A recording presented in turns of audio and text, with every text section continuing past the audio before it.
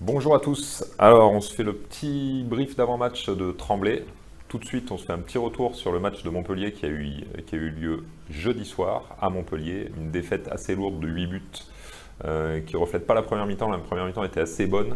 On va partir sur les points positifs avec une très bonne défense, un très bon Alexandre Demaille dans les buts qui fait 16 arrêts, donc c'est très très bien. Les petits jeunes qui ont été bons, Drévy, Timmy, et aussi Arthur Vigneron de l'autre côté sur son aile qui a été très bon. Le petit hic, c'est que dans ce genre de match, c'est pas à eux d'être bons, c'est au numéro 1, au ténor de tenir la baraque. Et là, ça n'a pas été le cas. Le gros point négatif, c'est notre base arrière.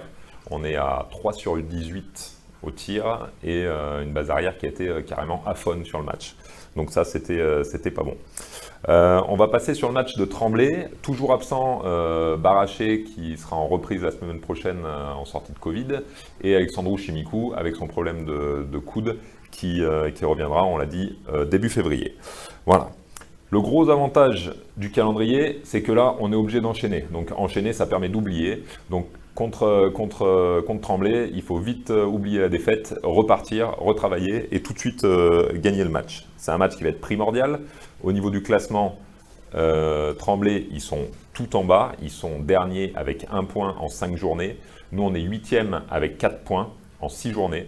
Voilà, donc pour nous, ce match, il est primordial. Il faut absolument prendre les points. Voilà, la victoire.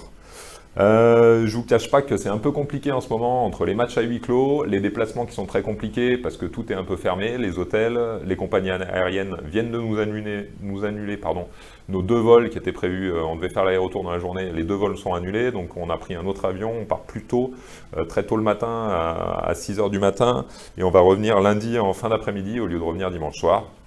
Donc c'est les joies de notre période actuelle. Voilà, et ça nous fait dépenser des sous qu'on n'avait pas prévu de dépenser, bien sûr. Alors, le match dans le match, sur ce match, il va se passer sur le banc de touche. C'est Rares Fortunanu face à Joël Da Silva, l'ancien numéro 1 de Saint-Raphaël face à son adjoint qui est devenu numéro 1. Donc, ça va être très intéressant, ça va être des choix tactiques, ça va être, voilà, je pense qu'ils vont surveiller sur les bancs. Donc, regardez bien ça si vous regardez le match. Je pense que ça va être sympa à suivre, en espérant que Rares va montrer à son ancien numéro 1 qu'il a bien fait de prendre la place. Voilà. L'équipe de Tremblay, donc pour moi c'est une équipe assez complète, avec pas des joueurs superstars, mais pas mal de rotation, notamment sur la base arrière, des bons joueurs de partout. Je vais sortir du lot, moi j'aime bien le demi-centre Olsen, qui est un Suédois, qui est un très bon manieur de ballon, un super demi-centre, un peu à l'ancienne, capable de shooter, qui joue très bien avec le pivot. Donc il va falloir se méfier de lui dans l'animation de l'attaque tremblaysienne.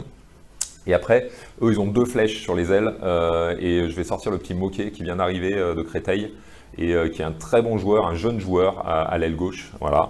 Et sinon, je voulais faire une dédicace aussi au plus vieux joueur du championnat, Papa Tannonet, dans les buts. Papa de 41 ans, moi j'ai joué avec lui à Paris en 2005-2006. Il est plus vieux que moi. Moi, ça fait longtemps que j'ai arrêté et lui il est toujours là. Et généralement, il est très bon. Donc j'espère qu'il ne sera pas bon contre nous ce week-end. Voilà. Le match pour Saint-Raph, voilà, il faut absolument se reprendre. Le match, il est entre nos mains. On attend une réaction après ce match pas terrible, notamment en attaque à Montpellier. Donc il faut maintenir la défense très bonne, les gardiens au rendez-vous, et surtout il faut que notre base arrière soit bonne. Donc on compte sur les Sarmiento, les Dipanda, les Guidushenko et Kolakovic. Il faut qu'ils soient au niveau de l'événement, voilà, parce que ce match, il faut absolument le gagner. D'autant qu'ils jouent face à leur ancien coach, donc il faut qu'ils aient envie de prouver qu'ils valent la peine de jouer à Saint-Raphaël. Voilà. Je vous souhaite une super journée et regardez-nous sur LNH TV.